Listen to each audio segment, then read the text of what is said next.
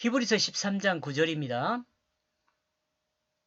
여러가지 가르침과 이방인의 아름다운 말에 끌리지 말라. 선한 의지로 그 마음을 확고하게 하여야 한다. 먹을 것 때문에 삶을 보내는 자는 먹을 것 때문에 삶을 보내는 자는 삶을 유익하게 하지 못한다. 당시의 기독교인은 세상의 수많은 이야기가 복음 안에서 행하는 자들의 마음을 흔들리게 했습니다. 당시의 기독교인들은 세상의 수많은 이야기가 복음 안에서 행하는 자들의 마음을 흔들리게 했습니다. 이는 지금도 마찬가지입니다. 특히 유대교에서 새롭게 거듭난 기독교는 유대교의 기초 위에 세워져야 했기에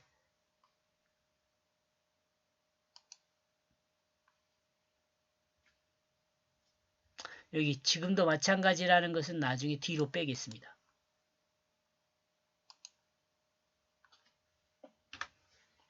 특히 유대교에서 새롭게 거듭난 기독교는 유대교의 기초 위에 세워져야 했기에 그 혼란은 더욱 컸을 것입니다. 여러분이 유대교와 초대교회 역사를 혹시 조금 이야기를 들은 사람은 분명하게 알 수 있습니다. 하나님의 백성으로 하나님 앞에 선다는 것에 대해 율법을 중심으로 한 유대교와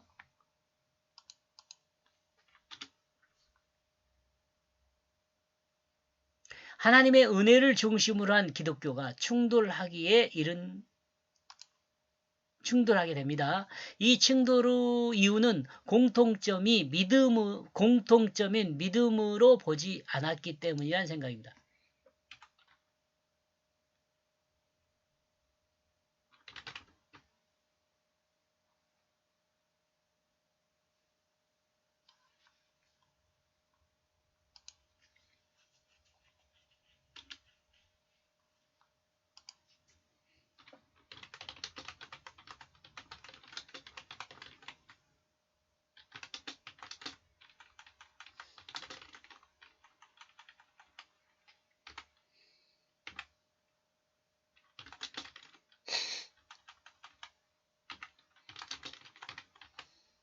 이는 지도자들의 책임일 수 있어요.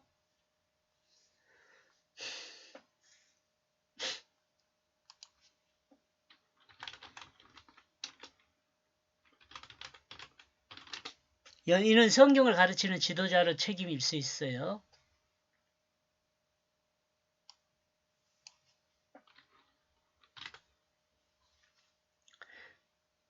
실제로 기독교가 있는 곳에는 언제나 이 논쟁이 그치지 않았습니다.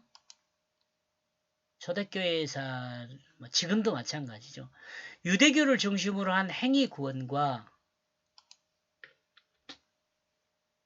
기독교를 중심으로 한 하나님의 은혜 구원의 충돌이었습니다.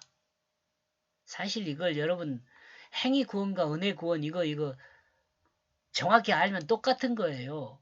틀리지 않아요.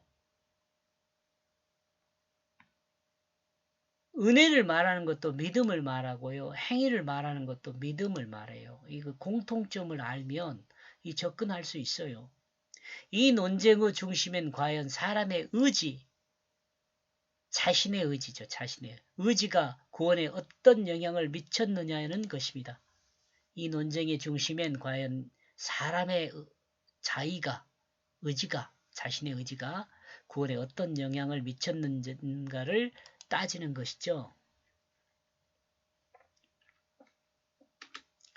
행위를 통해 인간이 구원을 얻을 수 있다는 주장과 인간이 구원되는 것은 인간의 힘과 능력에 의한 것이 아니라 하나님의 은혜에 의한 것이란 주장입니다. 지금 이거 은혜의 구원과 행위 구원에 대해서 이야기를 듣고 있네요.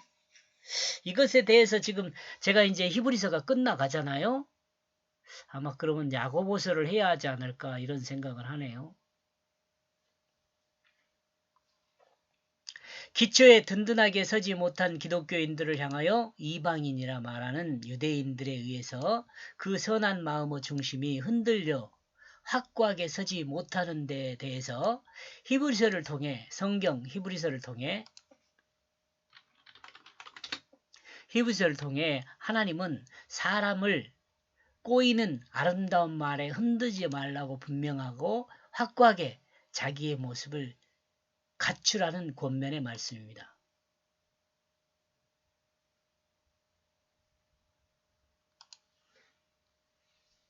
동남아 쪽에 선교를 간 선교사들의 이야기에 의하면 복음을 증가하여 예수를 믿어라 이야기하면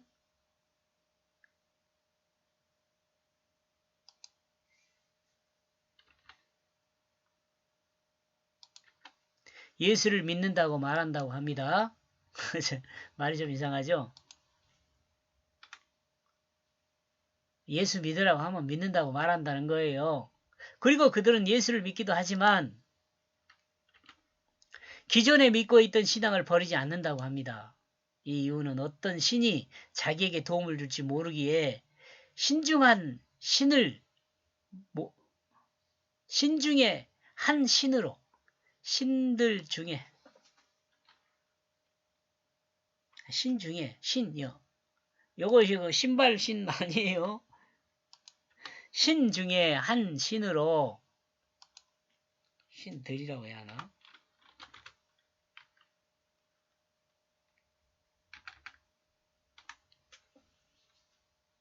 신들 중에 한 신으로 모든 신을 믿는다는 것이요.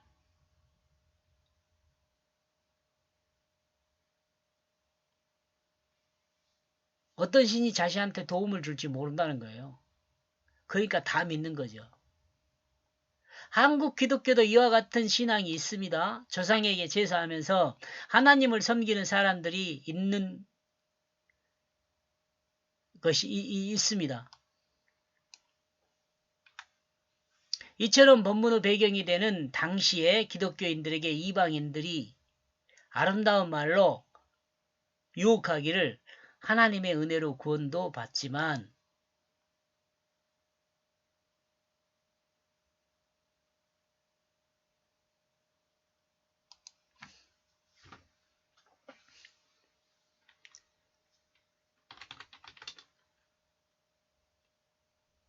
유대 기독교인들에게 이방들인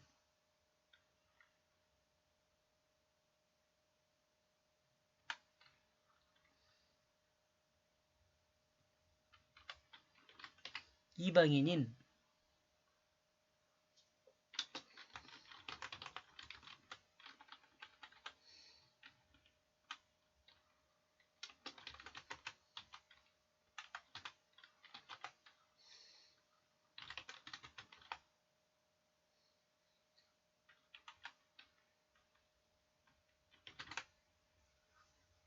유대 기독교인들이요. 유대 기독교인들이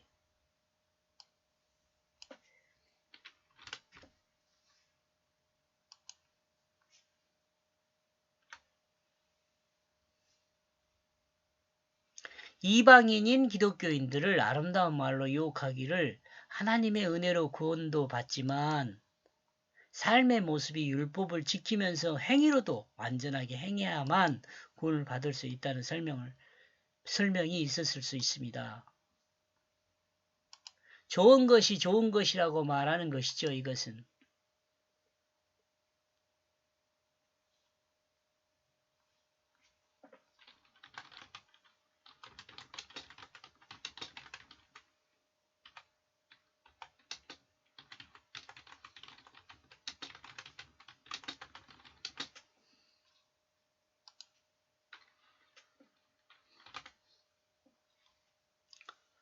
성경은 이런 말에 유혹되지 말라고 말하는 겁니다.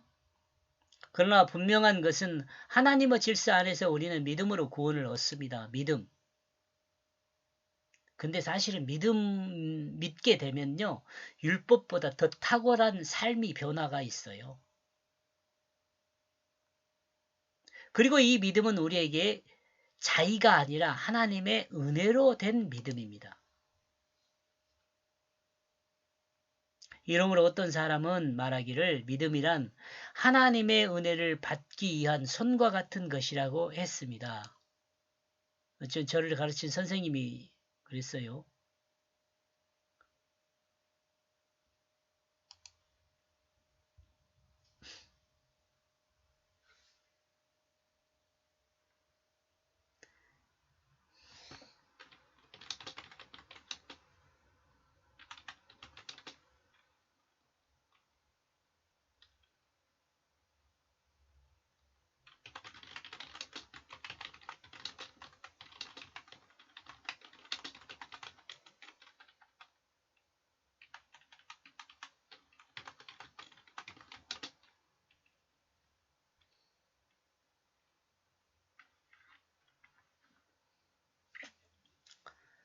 그 은혜 받기 위한 손과 이 믿음을 손이라고 표현을 했는데 저는 그 말하는 그 선생님한테는 이거 물어보지는 않았지만 나는 이 말을 이렇게 이해했다는 거예요. 이 말을 하나님의 은혜를 받는 방법으로 이해했어요. 왜냐하면 손이 방법이거든요.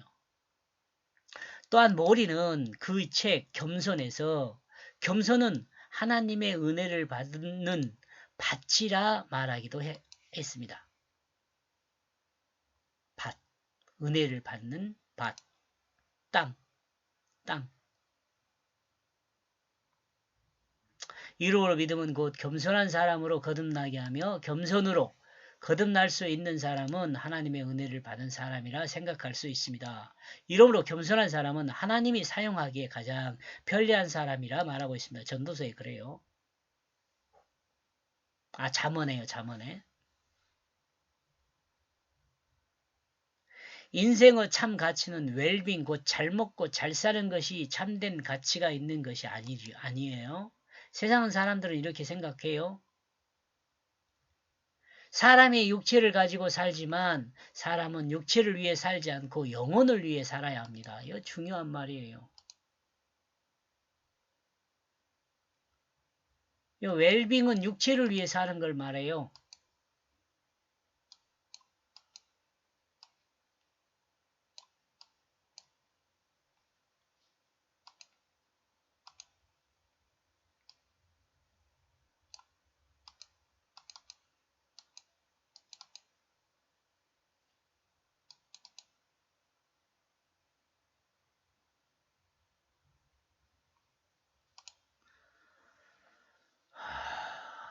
육체를 위해 사람은 영원히 그 육체를 사용해야 합니다. 이 같은 말이에요. 사람은 육체를 위해 살지 않고 영혼을 위해 살아야 한다라는 말이나 사람은 영원히 그 육체를 사용해야 한다라는 말이나 같은 말이에요. 이것이 곧 사람의 영원한 참된 가치를 의미합니다. 그런데 사람들은 이 사실을 알면서도 우선 이 땅에서 잘 사는 그것에 사람의 기쁨과 즐거움에 그 비중을 크게 둡니다.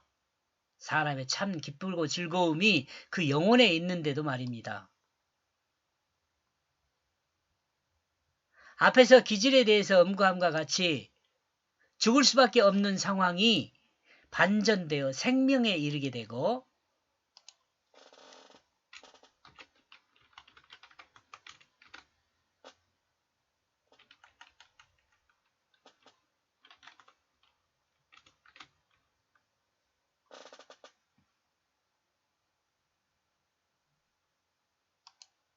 이 생명에 이른 사람이 신을 향하여 술을 드리는 것이 기질이라면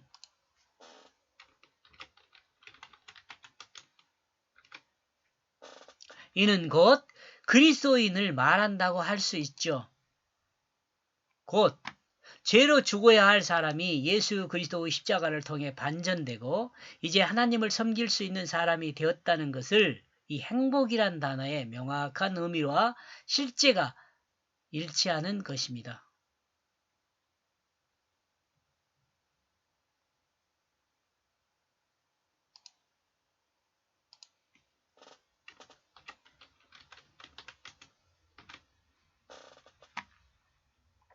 그러므로 예수 그리스도를 통해 구원받고 생명의 삶으로 하나님 말씀에 순종하는 삶은 뭐라고요? 기절이죠. 기절.